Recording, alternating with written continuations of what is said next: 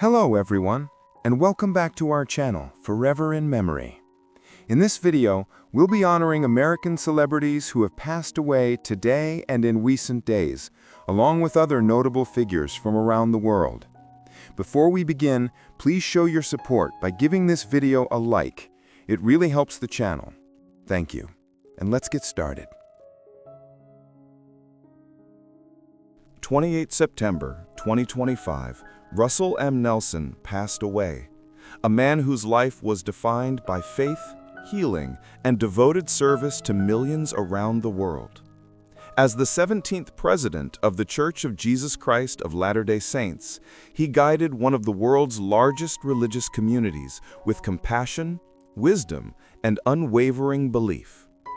To countless believers, he was more than a leader. He was a spiritual father, a healer of both body and soul, and a living example of humility and dedication. Russell Marion Nelson was born on 9 September 1924 in Salt Lake City, Utah, United States of America.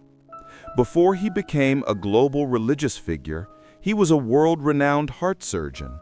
A pioneer in cardiovascular surgery, he helped develop the first artificial heart-lung machine, performing groundbreaking operations that saved countless lives. His medical career alone would have left a lasting legacy, but his calling was far greater. In 1984, Nelson was called as a member of the Quorum of the 12, and from that moment, his life became wholly devoted to serving God and his children. His teachings emphasized faith in Jesus Christ, the importance of personal revelation, and the eternal significance of family. As president of the church, he traveled the globe to meet members personally, speaking words of hope, unity, and peace. Under his leadership, the church expanded its global outreach and placed renewed focus on spiritual connection and temple worship. Those who met him remembered not just the leader, but the man, gentle, deeply kind, and endlessly curious. He often reminded others that joy is found not in worldly achievements, but in following the Savior and loving one another. His words comforted the grieving, inspired the weary, and strengthened the faithful. Today, the world bids farewell to a man who touched countless lives, in hospital rooms, in congregations, and in hearts across the globe. Russell M. Nelson's journey on earth has ended, but his legacy of faith, compassion, and service will continue to guide generations yet to come. May his memory be a blessing, and his teachings a light that never fades. 29 September 2025, Jean-Michel Ferrand passed away, a man whose voice echoed for decades in the political halls of France, known for his passionate convictions, sharp rhetoric, and unwavering dedication to the values he believed in. As a prominent figure of the French right and a long-serving member of the National Assembly, Ferrand was a politician who left no one indifferent, admired by supporters for his strength of character and criticized by opponents for his boldness, but always respected for his devotion to public service. Jean-Michel Ferrand was born on 31 August 1942 in Gardon, France.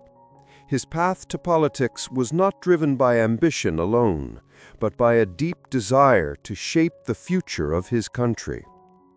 After studying law and political science, he entered public life determined to defend the principles that mattered most to him: order, tradition, and national identity. Over the decades, he became a recognizable voice in the National Assembly, representing the Vaucluse department, and earning a reputation as a passionate speaker and a relentless advocate for his constituents. Ferrand's political career was marked by his strong stances on immigration, culture, and national unity. He was known for speaking his mind, often challenging conventional opinions and sparking debates that stretched far beyond the walls of Parliament.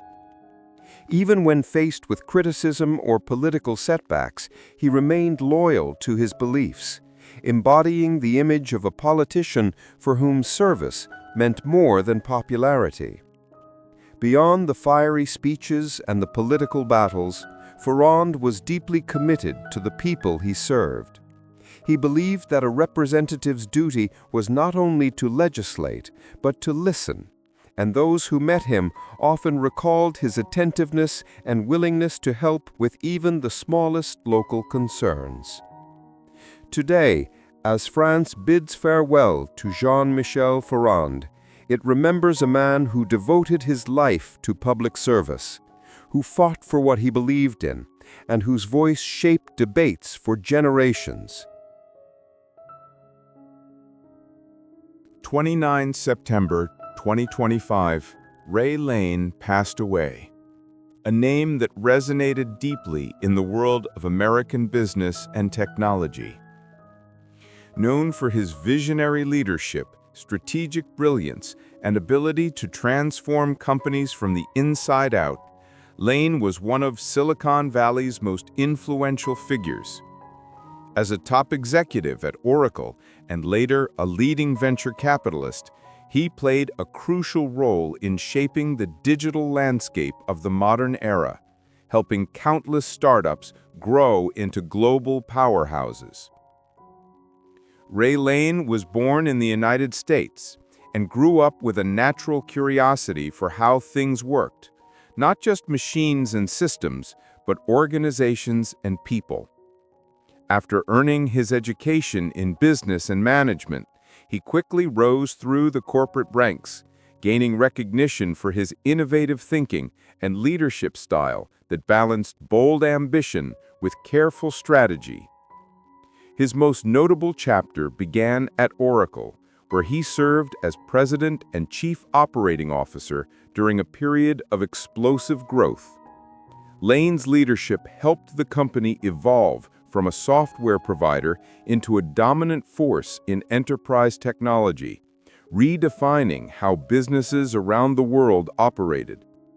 Later, as a venture capitalist, he continued to shape the future of technology, guiding and investing in companies that would become household names in the tech ecosystem.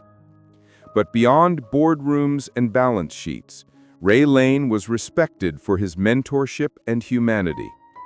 He believed that technology was not just about products, but about people, about empowering ideas, nurturing talent, and building solutions that make life better.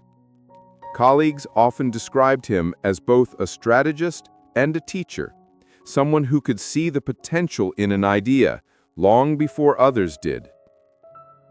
Today, as the tech world says goodbye to Ray Lane, it honors more than a business leader.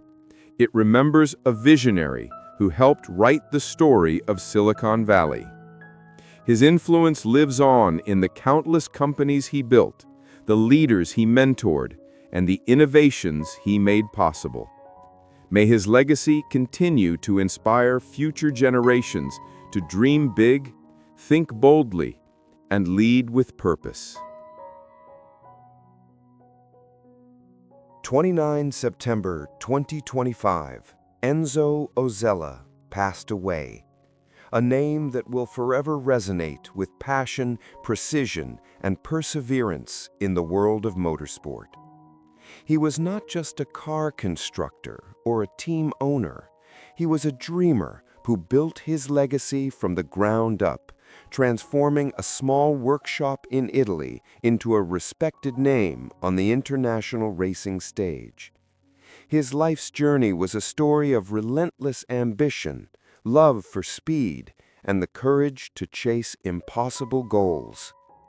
Born on 26 August 1939 in Volpiano, a small town near Turin, Italy, Enzo grew up surrounded by the post-war spirit of rebuilding and innovation. From a young age, he was fascinated by engines, the hum of machinery, the smell of oil, the pulse of racing circuits. What began as a childhood fascination soon became a lifelong calling. He started his career as a mechanic, learning every bolt and gear by hand, and quickly developed a reputation for his meticulous attention to detail and technical brilliance. In the 1960s and 70s, Osella Racing had become a respected name in Formula One, a rare feat for a small, independent team. His cars may not have dominated the podium, but they represented something even more enduring, the spirit of innovation and resilience. Each car bore the mark of his relentless pursuit of perfection, built with passion rather than corporate budgets. Enzo's career was not without challenges. Competing against industry titans with limited funding often felt like an uphill battle. Yet, time and again, Osella refused to give up. His teams became known for punching above their weight, challenging expectations, inspiring young engineers, and nurturing talented drivers who would go on to achieve greatness. For Enzo, racing was never just about winning trophies. It was about pushing boundaries, embracing risk, and celebrating the human ingenuity that turns metal and fuel into speed and glory. Away from the circuits, Osella was known as a humble, deeply passionate man, someone who preferred the noise of an engine to the spotlight of fame. He remained closely involved in his team's operations, even as the years passed, often found in the garage, sleeves rolled up, offering advice or adjusting a part himself. His love for motorsport was not just a profession, it was his heartbeat. Today, the world of racing mourns the loss of a pioneer whose legacy was built not on wealth or power, but on dedication and belief. Enzo Osella proved that even a small team with a big dream can leave an indelible mark on the sport. 29 September 2025. Georg Stefan Troller passed away, a storyteller, journalist, and documentarian whose voice shaped the way Europe understood itself in the turbulent decades of the 20th and 21st centuries. Known for his deeply human interviews and groundbreaking documentaries, Troller spent his life seeking not headlines, but human truth, exploring the fragile, beautiful, and often painful stories hidden behind ordinary faces. He was born in Vienna, Austria in 1921 into a Jewish family whose peaceful life was shattered by the rise of Nazism. Fleeing his homeland as a teenager, Troller eventually found refuge in the United States, where he served in the U.S. Army during the Second World War before returning to Europe. This early experience, the trauma of exile, the brutality of war, and the longing for home, shaped not only his worldview, but the soul of his future work. Troller became one of the most distinctive journalistic voices in post-war Europe. His long-running series Personenbeschreibung, Description of a Person, and numerous documentaries for German and French television set new standards for documentary storytelling. He didn't chase celebrities or power. He listened to people, refugees, artists, criminals, politicians, and dreamers. His style was intimate and probing, often revealing more in a quiet pause or a subtle question than others could in hours of interrogation. What made Troller extraordinary was his ability to turn interviews into literature. He approached each conversation not as a reporter seeking facts, but as a witness seeking understanding. He believed that behind every biography, no matter how small, lay a universe of meaning. His empathy, his curiosity, and his unwavering belief in the dignity of every life made him one of the most respected journalists of his generation. Today, as Europe mourns Georg Stefan Troller, it remembers more than a journalist. It remembers a man who turned the chaos of history into stories that touched the heart. His words taught us that every life is worth listening to, and that even in the darkest times, human stories can illuminate the path forward. May his legacy continue to remind us of the power of empathy and the enduring strength of the human spirit. 29th September 2025. Jim Bradley passed away. A devoted Canadian politician whose life's work was not defined by grand speeches or personal ambition, but by an unshakable belief that government exists to serve the people. For more than 4 decades, Bradley was a steady, trusted presence in Canadian public life, known for his integrity, compassion, and tireless dedication to his community. Born in Sudbury, Ontario in 1945, Jim grew up in a working-class family where values like fairness, hard work, and service to others were not more than words, they were a way of life. Before entering politics, he worked as a teacher, inspiring young minds and developing the deep understanding of ordinary Canadians that would later shape his political career. Those early years taught him that leadership is not about authority, but about listening, a lesson he would carry with him into the legislative halls. Bradley's political journey began at the municipal level and soon extended to the provincial stage, where he served as a member of provincial parliament in Ontario for decades. His work spanned multiple ministries, including environment, transportation, and municipal affairs, and in each role, he left a mark of quiet but profound change. Known as a consensus builder and a principled advocate, he often worked behind the scenes to craft policies that improved public education, protected natural resources, and strengthened local governance. But perhaps more important than any single policy was the way Jim Bradley approached his calling. He never treated politics as a career, it was a duty. Constituents remember him as a man who returned every phone call, who showed up at every town meeting, who listened with patience and respect even when he disagreed. His humility and dedication earned him the rarest of honors in modern politics, the genuine love and trust of the people he served. Today, Canada bids farewell to a public servant who believed deeply in the power of democracy to change lives.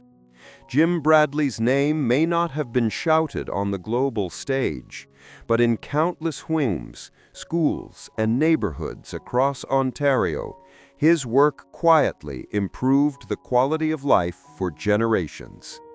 May he be remembered not just for the offices he held, but for the dignity with which he held them. A man who entered public service not for recognition, but to make a difference, and who leaves behind a legacy of integrity, kindness, and hope. Bradley Cooper was born on January 5, 1975 in Philadelphia, Pennsylvania, into a warm and close-knit family that valued education, curiosity, and creativity. His father, Charles, worked as a stockbroker, and his mother, Gloria, was employed at a local NBC affiliate, providing Bradley and his older sister, Holly, with a stable and loving home. From an early age, Cooper was marked by an inquisitive nature and an active imagination, qualities that would later shape both his approach to acting and his connection to audiences around the world. Growing up, Cooper was a thoughtful and observant child, often drawn more to books, films and storytelling than to sports or social activities. He was fascinated by how people behaved, by the emotions that motivated their choices, and by the stories that shaped their lives. This curiosity about human nature, paired with a relentless drive to explore new experiences, became a defining trait. He once said that as a boy, he dreamed of becoming a ninja or a soldier, but somewhere along the way, he realized that acting could allow him to explore countless lives and emotions without leaving the stage or screen. His teenage years were shaped by a love of learning and a growing passion for performance. He attended Germantown Academy, where he excelled academically and participated in school plays, discovering a natural ease in front of an audience. Though shy in some settings, he found that acting allowed him to express thoughts and emotions he might otherwise keep hidden. After graduation, he continued his education at Georgetown University, where he majored in English and became more deeply involved in theater, even spending time abroad to study language and literature. But it was during this period that Cooper's ambitions crystallized. Acting was no longer just an interest, it was a calling. Determined to pursue it seriously, he enrolled at the prestigious Actors Studio Drama School at the New School in New York City, where he honed his craft under the guidance of some of the industry's most respected mentors. The training was intense and transformative, teaching him discipline, vulnerability, and the importance of authenticity, values that would underpin his performances throughout his career. What began as a childhood curiosity had now become a clear and focused dream.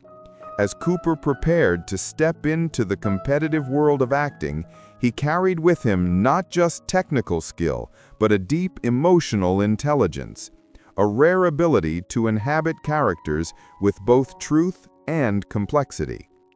It was this combination of talent and sensitivity that would soon make him one of Hollywood's most compelling and respected actors. Bradley Cooper's path into the world of professional acting was neither immediate nor effortless. After completing his training at the Actors Studio Drama School, he faced the same obstacles that challenge so many aspiring performers: rejection, anonymity, and the endless hustle of auditions.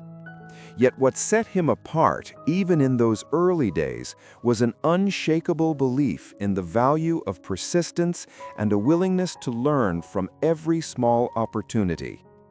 His first screen appearances were modest, a brief role on the television series Sex and the City in the late 1990s, and a part in the short-lived show The Street, but they gave him a glimpse of the realities of the industry and the confidence to keep pushing forward. His first significant break came when he was cast as Will Tippin, a journalist and friend to the main character in the hit television series Alias, 2001 to 2006. The role showcased his natural charisma and emotional depth, earning him early recognition and proving that he had the talent to hold his own alongside established stars. Still, Cooper refused to become complacent. He spent the following years exploring a wide range of projects, from romantic comedies to dramatic guest roles, steadily building a versatile resume and sharpening his craft. It was in cinema, however, that Cooper's career truly began to take shape. In 2005, he appeared in Wedding Crashers, a film that became a cultural phenomenon and introduced him to a global audience. Though he played the antagonistic boyfriend Sack Lodge, Cooper infused the role with a dynamic energy that made him stand out amid a star-studded cast.